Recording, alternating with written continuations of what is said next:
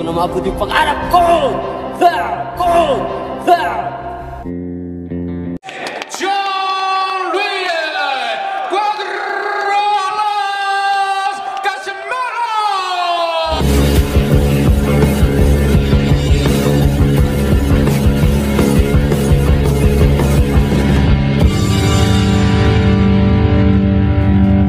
Hello guys, welcome back to our channel Winsworld TV.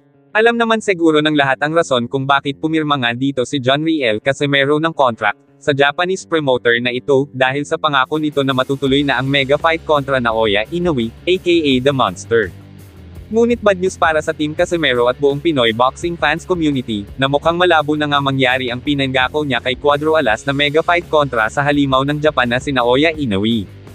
Ayon sa latest interview ng Japanese promoter ay prangkahan niyang sinabi na hindi na niya magagawa ang bakbakan sa pagitan ni Cuadro Alas John Riel Casimero kontra sa halimaw ng Japan na si Naoya Inoue.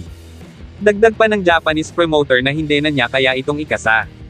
Atin po maalala o kung inyong maaalala na ayon kay Naoya Inoue pagkatapos ng laban niya kontra Marlon Tapalis ay mananatili pa rin siya sa Super Bantamweight Division upang ubusin ang mabibigat na pangalan sa naturang division na sina John Riel Casimero at Luis Nery. Ngunit pagkatapos ng naging laban ni John Riel Casimero kontra Uguni ay tila napag-isip ni Naoya Inoue na hindi pala malakas si John Riel Casimero at walang excitement kung lalabanan niya itong si Cuadro Alas John Riel Casimero, dahil 1 round lang para sa kanya si John Riel Casimero, at sinisigurado niya na hindi aabot ng 4 na round itong tinaguriang angas ng Pinas John Riel Casimero. Kaya nawala na siya ng interest kalabanin ito. Kaya kapag mananalo siya ngayon sa laban niya kontra sa ating kababayan na si Marlon Tapalis sa December 26, taong kasalukuyan, ay si Luis Nery na agad ang direktahin nilang kakalabanin, na magaganap sa susunod na taon buwan ng Mayo or Hunyo. Ganun pa man ay may mga haka-haka at paniniwala ang mga Pinoy boxing fanatics, na huwag mawalan ng pag-asa, dahil kung talagang nakatadhana si Naoya Inoue at John Riel Casimero na maglaban ay mangyayari at mangyayari din yan.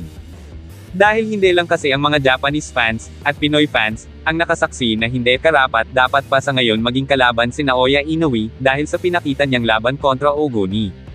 Dahil ang mga malalaking negosyante ay naghahanap ng kakaiba at dapat makitaan nila ng kakaiba para kumita, ganun pa man sa pinakita ni John Riel Casimero sa laban kontra Uguni ay walang nakikitang excitement ang mga malalaking negosyante at mga big-time promoter. Kaya ayon sa ibang netizen ay dapat sa susunod na mga laban ni John Riel Casimero ay mapuli, knockout niya agad ang kalaban, para magka-interest ang big-time promoter at mga malalaking negosyante na mamuhunan sa laban John Riel Casimero at Naoya Inoue sa mga susunod na taon. Ayon kasi sa kampo ni Naoya Inoue at mga Japanese fans, ay tila hindi pa sa ngayon deserving si John Riel Casimero para labanan itong pinagmamalaki nila na halimaw ng kanilang bansa.